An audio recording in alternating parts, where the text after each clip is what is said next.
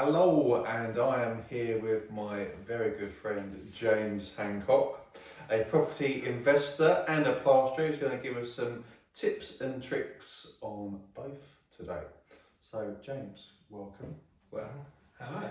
Hello there. Long time. Yes, it has been, yes. So, me and James have been friends for a very, very long time, and I actually gave him his blue belt in Brazilian Jiu-Jitsu. No gi. No gi. No gi. But James, you invest in property. Yeah. And you bought property how long ago as an investment? I bought my first house 2015. Okay. Yeah, lived in it a bit, and then we moved down to the West Richmond, and then when I moved down there, I rented it out. Okay. But I did own a flat before that, what I used to rent out. Okay, so the house you owned 2015, what did you buy it for then, and what's it worth now? Bought it for 250. 250. Yeah, and then now it's worth about 375. Okay, so that's not a bad investment then No. for that level of time. How do you find investing that far away? So you live in Chichester now, but you invest in Surrey and Staines. Do you find that okay, or do you find any issues with that? It's not too bad, but it can be a bit of a pain in the arse if there's something going wrong, and then I need to go, because I like to be hands-on. So you're a hands-on buy-to-let guy? Yes. Okay. So, and then, it can be a bit of a nightmare with the travel and that, but it's not too bad, it's alright. Okay. So it's not that far, it's only an hour and 20. And you've had carpet moths Yes, on your carpet recently. Yeah, a new one. Okay, that is a new one. Yes. So why did you get them? Basically, don't know, it can come from anywhere. Really? Can come from your shoe, can come from blowing in from the window, Okay. and just go on your carpets and they eat through them. And you resolved that by Have changed all the carpets so and all the underlay. So Yes. it's a bit of an expensive one. After the tenants moved in. Okay, but now no problems. No problem, it's all gone. All good. So also this property that you rent out, okay, you put it on and within 2 hours you had 8 viewings and 8 offers. Yes, we had our tenant, the first tenant, she stayed there, and then basically we wanted to put the rent up a little bit because we hadn't put it up in 5 years, and then she said, I'm going to move out, so spoke to the estate agents, they put it back up, and within the first 2 hours we had 8 viewings, and then because we put up on the Friday, and then on the Tuesday and the next week we had 8 offers. Wow.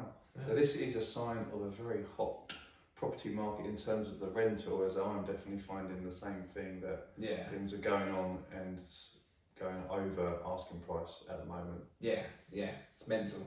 Which is it's good. So you are also a plasterer by trade. I am a plasterer. Okay, so we're going to look for some tips and tricks here then for the uneducated like myself when it comes to plastering. So when you get cracks on ceilings, what's the best way to sort that out?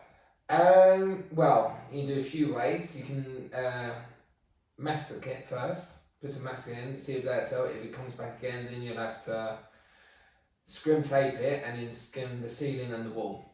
Scrim tape it? What does that mean? That's the mesh tape. Okay. And it's you put that over the crack and then you plaster the ceiling or make good of patchy in a bit. Why does that happen? Why do you get cracks on the ceiling? It could be movement from the house and that sort of thing, and it just happens over time. It's just part of owning the house, really. It's one of those things. It's true. Unless it hasn't been scrim taped or anything like that before, then it can happen there. But Okay. So another issue is damp in properties, which I know you also sort I out. saw your video of damp. So how do we best solve damp?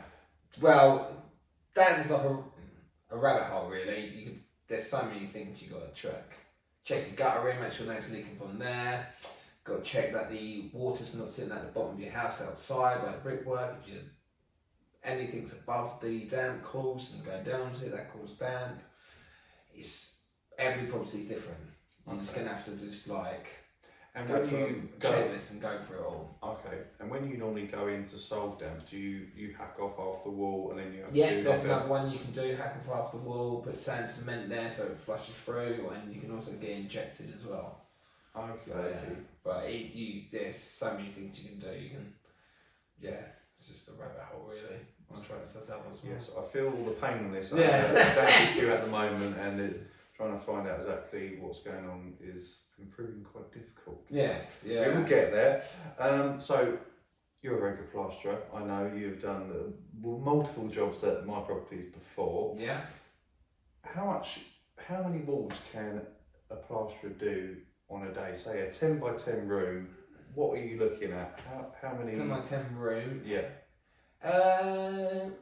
Well, just saying, normal room, you do a ceiling and a wall, and then probably a couple walls the next hit. So you get that done, and then. So to say for an average sized bedroom, you could plaster. It's about a day and a half. About a day and a half to do yeah. the ceiling and all the walls. Yeah. Okay. Well, this is good for someone like myself who does. Yeah. But then people don't like to charge day and a half. You know what I mean? So normally it's a Yeah, 2 day rate. But if you've got 2 bedrooms, do them together. Okay. There There we go. We have a tip from the plastering pro here, Master Hancock. James, thank you very much for coming. No worries, thank you, sir. Thank you. Cheers. Cheers.